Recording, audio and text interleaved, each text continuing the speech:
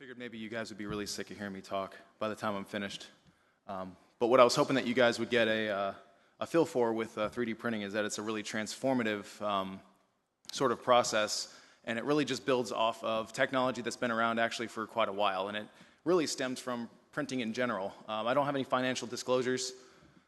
So if you look at printing, at least some of the earliest works of art that we have printing-wise, outside of the cave drawings, was some of these block printings where people could create, sketches, they could create words, and they could just simply run them out at fast, or at least at high volume. This, I'm skipping several steps, but was eventually replaced in large by when the Europeans finally got Movable Type. Movable Type was good because now you could change out individual words, you could iterate, you could go a bit faster, and you could create a lot more stuff.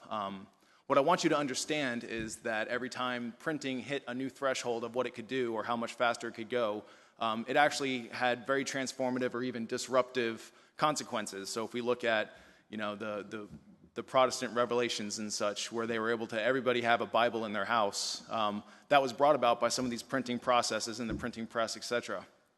Flash forward to lithography, and this is some of the types of drawings that you may have seen where people are boycotting the colonial Americans are trying to boycott against the British, and they're sort of spreading propaganda, and it has very disruptive properties that you can have one image that tells a whole story and conveys emotion. This lithography eventually is what we're looking at now, where we talk about stereo lithography or 3D printing.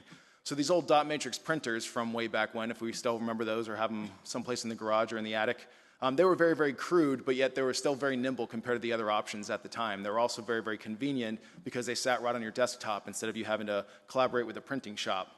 The earliest 3D prints were also very crude, not very high resolution, but the end result is that you could have rapid prototyping. So just as we've talked about before, where people could actually iterate in the field and be able to do stuff, now you could have a factory where you could sort of work on some widget or some handle mechanism, and you could iterate again and again and again. You could start to have different versions of these things in a relatively short period of time. So, but the one thing that's kind of misunderstood about 3D printing, I always tell people, is that it's the overnight success that's been around for nearly a quarter of a century. So this is now back 1980s. We had some of these older printers. By the time the 90s rolled around, we started having color printers that had better resolution, more dynamic, much faster speeds. By the 2000s, we start getting these desktop photo printers and things like that. But in the background, 3D printing has also been making significant strides, even though most people had never even heard of it until recently. So if you look at some of the original prints, they were mostly just this. This is fused deposition modeling. So one layer comes down, another layer comes on top of that, and so forth and so forth. And these machines got better, more sophisticated, higher resolution, a lot faster. But what's been beneficial about this is that they've expanded beyond this to other sorts of printing technologies, just like we saw with two-dimensional printing technologies that replaced the previous, even though they were all still called printing. We're starting to see 3D printing technologies. This is a laser sintering mechanism where a very thin layer of powder, it could be plastic or it could be metal, and then a laser hits it and melts it all together, and it goes to the next layer. It's actually got much higher resolution than you would probably expect, and more sophisticated materials such as metal and things like that that weren't previously possible. Now we're looking at things like this where you can actually have a plastic resin bath, and a UV light that's concentrated and focused at a very high resolution can catalyze and print and harden this plastic as it goes. These are all strides that have been made over the last 20 years since 3D printing was first applied. However, most people have still never really heard of it. So ultimately, I think the big thing about 3D printing we have to know is that this technology continues to advance, but it's really how you use this tool that's going to change it. It's not that 3D printing is a solution, it's more or less a means to an end. So this is how we used it here at Salsa, where we're actually able to take some anatomic templates and practice these things for surgery, for example, using very, very rudimentary or even some of the older expired printing technology patents that are nearly a quarter of a century old. We applied it for Charcot feet. In this case, we're looking at a really bad bony deformity that can be ultimately challenging, not just with the patient's medical history, but even the anatomic presentation that can happen with these sorts of bone fragments and things, where each one of them is kind of like a snowflake. CTs are taken very commonly, but we took it further and we actually used reconstructive algorithms to generate 3D models from the CTs. This was good because it could not only capture the bones, but you could actually start to see different tendons, certain other soft tissues, and you could plan your dissection pathways. You could even use this, as we did, as like a 3D model virtually within the computer, and we could practice our surgical approach. We could practice our little osteotomies, reduce our fragments. We could really toy around with it. But the good news is that, like I said before, where this whole world is starting to all blend together, where we have the digital world, we have the physical world, we have the virtual world, they're all blending. And this geometry you're looking at here is no different than the kinds of geometry that you could actually print. So we did. These are 3D printed versions of that same bone you saw. We were able to compare it to the computer simulations and actually perform practice surgery. We could do this 5, 10, 100 times if we wanted to. And then we just literally applied it in real surgery. Those 3D printed models were printed to scale, and we could actually just plan our surgical pathway the same way. We were able to get in, make our osteotomies, reduce our fragments, and we were able to get a position that we were ultimately happy with that we could then apply external fixation for in this case. That was all pre-fitted based on that 3D printed model prior to the operating room, so all we had to really do was just autoclave that frame and throw it in. And this was definitely cool. We published this about 2 years ago. We started working on some of these early prototypes and kind of brainstorming and piloting this idea back in 2010, and we ended up getting published, which has seen some good response from the community. But the unfortunate part is that this is not necessarily something that's easy and affordable yet. There's other services out there where they try to offer these things to you, but they're also not cheap either. But I still feel that we're getting there, and I'm still very bullish about 3D printing as a whole. Some other things that we've been doing in Tucson with 3D printing has actually been not too dissimilar from what we've heard about before, where you can actually make low-cost medical instrumentations relatively cheap. These are just a very generic model of like an Army-Navy retractor that we printed. It could be sterilized with chemical sterility, and it could still hold about 25 pounds. So I tell people, even though it's maybe not as strong as stainless steel, if you're pulling harder than 25 pounds, you may need a larger incision. Another solution that we've been teaming up with some of our folks in the cancer center, where we're actually working on these chemotherapeutic ports for hyperthermic peritoneal chemodialysis.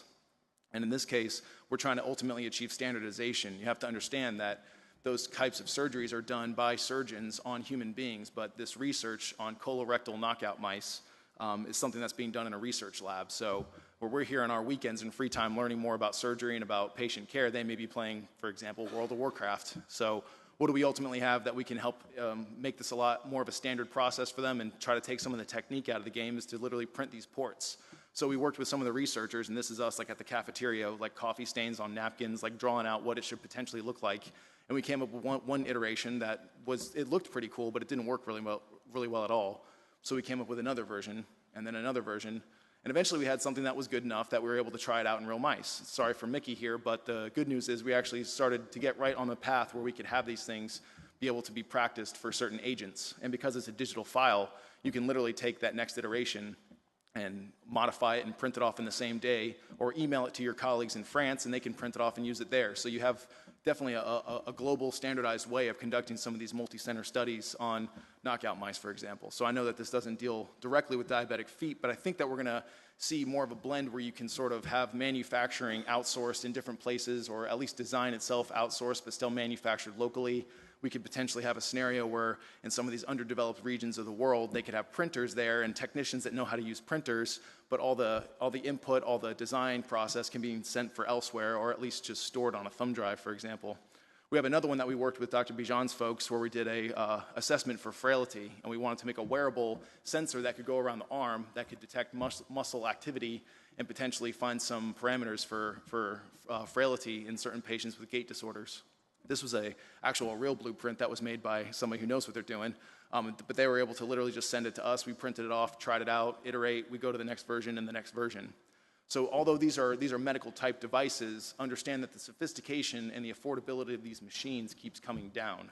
So ultimately what we're starting to see is that this penetrates even beyond, and we're starting to look at multi-component printing.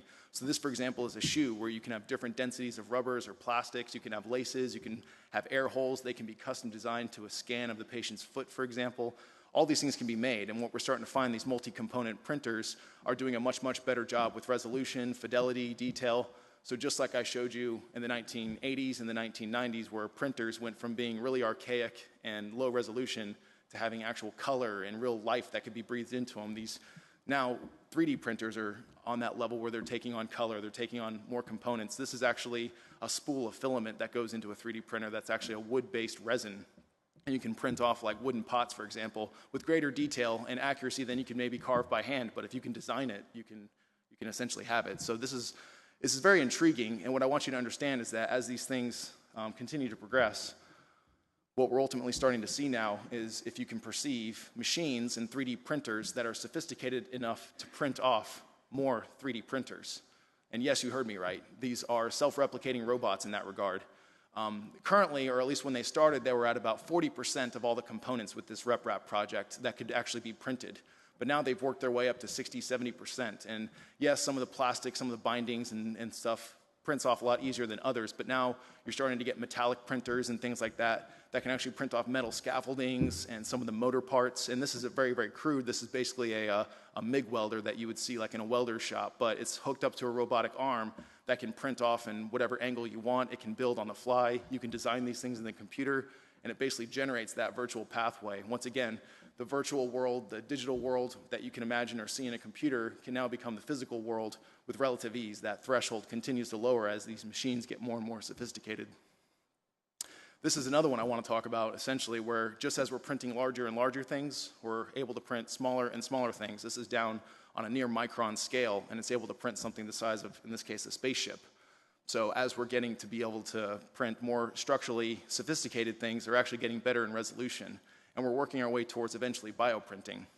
And yes, there's barriers to what we can actually print or what's actually useful that can be made through additive manufacturing techniques. So for example, we like the idea of prosthetics and stuff being created, but they can't really handle repetitive forces quite the same way a traditional manufacturing method can, at least not yet, but soon. And we can start to see more sophisticated type geometries incorporated into these prosthetics. People are already doing human jaws, which maybe don't have the same mechanical demand as a fake knee, but it's working its way up there. Eventually, our goal would be to get to genuine bioprinting, and this is where we start to border and reach into regenerative medicine.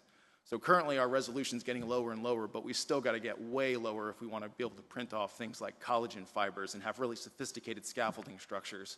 Right now, most bioprinting is essentially taking stem cells and things like that and layering up in scaffolds and such that they wouldn't maybe normally do on their own and hoping for the best. But I think we can start to get better acuity, especially as these printers, using certain types of lasering techniques and photon synthesis and things like that, we can actually start to get intracellular machinery that can catalyze reactions and whatnot, actually be wearable sensors and things like that that are implanted into the body or into the joint or into the pancreas, for example.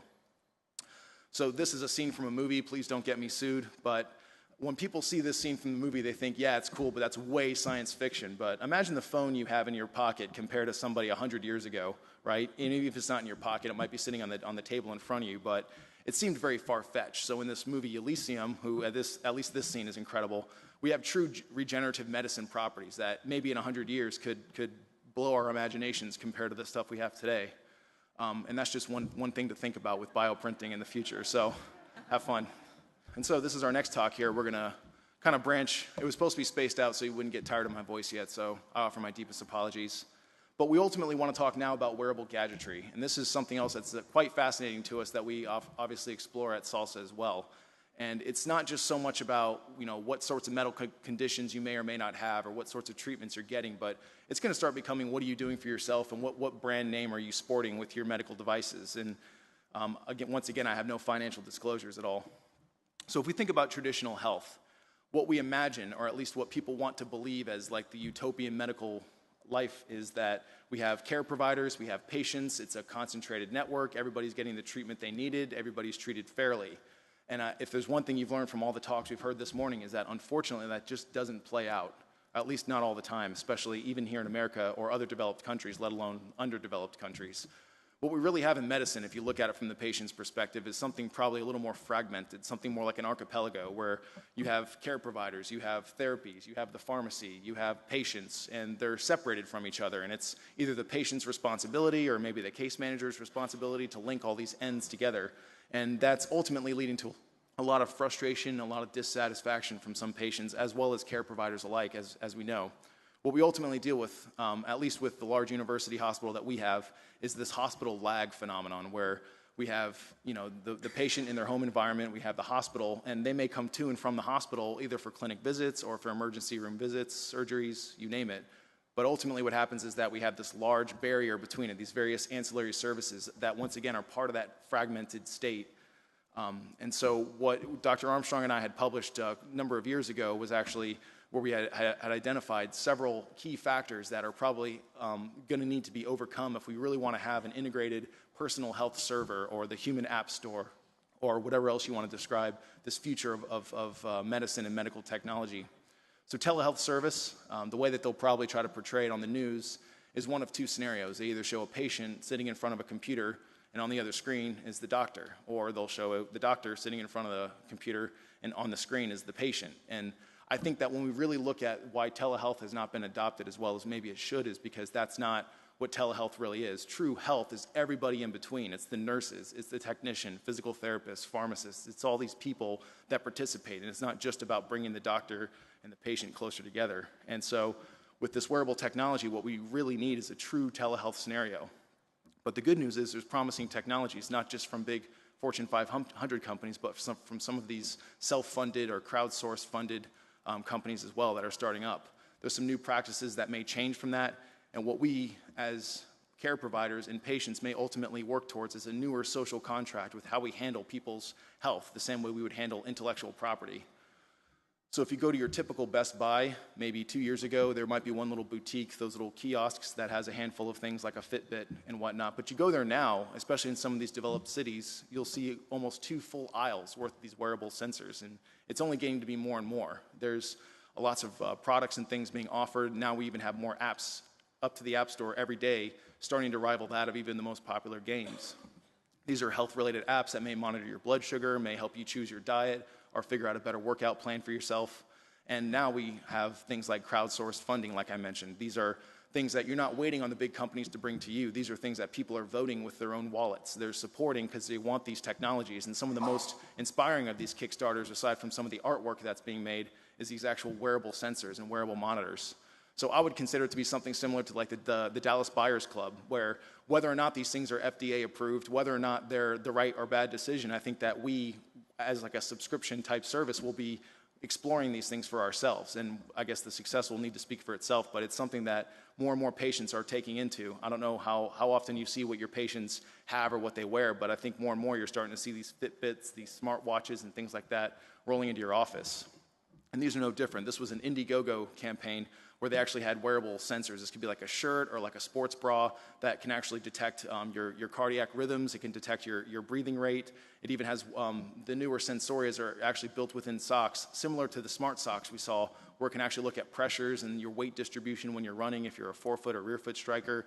And when you're done, you just throw it in the wash and it comes back out again and it's ready to go. This actually blew away its Indiegogo Kickstarter goal, and they're moving towards production.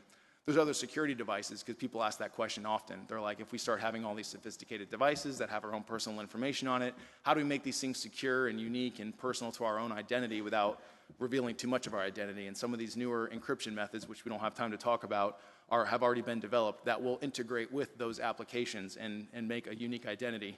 And this is a scenario where with near field communication, for example, you could be walking through the store and your smartwatch or your Google Glass or whatever tells you which things to buy in that store that are good for your diet. Or if you've been exercising more, it might help you up the protein. And these are algorithms and these are services that people are starting to invest into that will track all kinds of factors for you and help guide you along the way. This is obviously very, very obnoxious, but this kind of helps to prove the point that everything that we're doing with these wearable technologies, or even like now Google now is going beyond glass, they're actually starting to investigate smart contact lenses that can point you in the right direction, that can look at what you're looking at, that can detect your movements and things like that. It's all starting to get very, very digital in that regard, and we're starting to be able to measure a lot more data. At least the patients are measuring this data. So should we as doctors potentially be looking into this stuff? Who knows? This goes back to the security method where patients can interact with their own information. In this case, they're showing the scenario of somebody with like a portable music speaker system. But can you imagine a scenario where people are able to see their own results, their own health images? They can check out their doctor's appointments with a very unique, almost like an augmented reality sort of way where only what they want to be seen is seen to them only, and everything else is private and personal. So everybody else sees nothing, but they see their whole world in front of them. They see their whole health status. This is another scenario where some researchers from MIT have looked into what's called Eulerian color amplification. It can take regular video from even like your smartphone, your Android phone, and you can actually see heart rate. You can see the pulse and the perfusion of blood through the face. So although this is kind of on a research level, understand that this is the kind of thing that's going to start moving further and further in, where we actually have these these sensors that can actually detect your heart rate and your rhythm through sound waves and stuff that are through the walls or through electromagnetic sensors that are in your home, like actual true home sensors. And this is a scenario of that, just such a thing. So where Dr. Bijan is talking about gait and balance and some of these exercises that have been proven to help with these patients, as we maybe start to collaborate more with industry, we can start coming up with these sorts of training regimens for people where it's got them moving, it's got them doing things like Tai Chi or staying active, all in the comfort of their own home. And this person's not having to wear any sensors or any monitors. They literally just have a 3D stereoscopic camera system set up. And by the way, this is not an expensive device. This is the Xbox One Connect. It can actually detect your heart rate and everything just with those other things we talked about, like Eulerian color amplification. It can show you your actual heart rate variability and all sorts of other things. So far, none of the games have taken advantage of that to what it's capable of, but we know it's there. This is a really good piece of art that was made by Otto. We made this for an article called The Monitored Man, and I guess he's trying to show this like sort of almost discombobulated world where there's such an overload of data, and even the dog isn't safe in this picture. If you see, he's got a sensor hooked up to his body too. But the overall idea is that we can really monitor a lot of things. All this technology keeps getting cheaper, it gets more sophisticated. They're all starting to integrate with each other through things like Bluetooth 4.0, and what we're eventually going to get to is a scenario where everything we do can be something that potentially is beneficial for us. I think every one of us who has an iPhone or an Android maybe has a case for it, but does your case actually read your heart rate and stuff? Because if you look at this, these have little sensors on the back. You keep your hands on it. It tells you your heart rate, your breathing, your oxygen saturation. This thing could eventually be detecting your glucose levels. It could be integrating with other wearable sensors that you have. This guy's playing tennis now, for example. But I think you get the idea. This is, they're actually seeking FDA approval soon, and then they'll start selling their device once they've achieved that. But they're already starting to sell out for their pre-orders. And this is a relatively cheap device. I think it's going to be, by the time it's all said and done, it's looking like less than $200 for just an iPhone case. Here's another one where Apple has even moved into this directly. They recently released some screenshots of this newer health-related app that's going to be part of their like standard apps for their iPhones. And what it's going to essentially do is let you monitor all the things that we talked about before and then some. Now, they haven't revealed what hardware is going to do this. It's obviously got to be a smartwatch or some sort of sensor. They've been pretty close-lid about that. But Google recently has been the exact opposite. They've been showing their reply to that, which is basically these wearable smartwatches that have circular displays. What I think is important here is that they're calling this the Android, the Android mobile operating system. This is the same thing that's running on Google Glass. It's running on the actual phones. It's running on everything.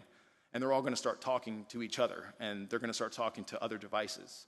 So as these things continue to hit the news in the next 6 months, I think what you should remember is that it's not what device Google's selling that may interact with another device from Google. You're going to start seeing other devices made by third parties that will interact with this. So just like we had a big gold rush with the original smartphones that started coming out that people were finally purchasing in popular mass in the late 2000s, we're going to start seeing much, much more of this stuff coming up now with the wearable sensors. So once again, like we talk about the Diabetes Buyers Club, hopefully I've at least conveyed to you the same impression that we at Salsa have, is that people will subscribe to this like a service. It will be some sort of social contract. It may or may not be FDA approved, but people are willing to vote for this for their wallets because we know they're already doing that now. And that's essentially where we go with that. So when we talk about subscription services, it's maybe not just for us, but this could be for our own home. This could be for our family, for our aging relatives. This is called the Safe at Home. It essentially uses a sensor, not too different than what I showed in that previous video, but it can actually detect heart rate, it can detect breathing just by stereoscopic imaging. And it can see somebody that's maybe on the floor where they're not supposed to be, who's been laying there for a while, like they're not supposed to be doing, and it can detect maybe somebody has fallen and something is wrong. So rather than relying on the patient to say, I've fallen and I can't get up, it makes that assumption itself and maybe contacts your family or your neighbor or somebody. And this, again, could be a subscription service, no different than what we have already. This is a very popular company that was recently bought by Google. It's called Nest. They started off with their smart thermostats that would detect your presence and let you adjust temperatures and figure out times of day to help you with your saving cost. But they just released, as you can see in the top there, is a smoke detector. It's not just a smoke detector. It detects a lot of other chemicals. It actually detects motions. It will turn on lights for you as you're walking down the hallway. So we're starting to get this really smart home interface, this ecosystem of different appliances that can all talk to each other. And this is, like I said, owned by Google, which is going to probably participate with a lot of the other things that I saw. So we talk about the smart home. In this case, this is a smart mat. But essentially, like I talked about in my previous lecture, where the digital world and the physical world are continuing to blend, I think when we talk about apps, they're going to be the seamless transition between those types of things, where you enter your home, it knows if you've been exercising, it knows where you've been, maybe it knows what food you have, maybe who knows. In one case, we're working with an industry company on a research where we actually have a mat that you can stand on, and patients can stand on it, and it can detect temperature and pressure and compare it to previous days. So if they're coming down with a new wound or maybe a new Charcot development, this mat can notify them, and it all works seamlessly over the cloud and maintains encrypted identity. So my overall conclusions are that if we actually have a scenario where we have, a line of treatment teams and people that are willing to help and participate with patient care, and we have these smart devices, then instead of having that archipelago where everything's fragmented and split off, we have more of the pit crew that keeps getting popularized in medical theory. Ultimately, I think that a popular question that comes up when we speak on this topic is that they say, well, if patients have these sorts of sensors, if they have these data, how do we use that with what we do, since we have to take our own blood pressure measurements? And I think a good answer that we've talked about before was ultimately that the subjective portion of your notes starts to become a little bit more objective. We start to integrate with this, and as some of these devices get the FDA approval that they seek, we may start to see them integrate with some of our EHR systems through HLA7 and things like that. So it's all very, very inspiring as far as where it can go, but don't be surprised if you see more and more of these pop up in the coming months. Thank you.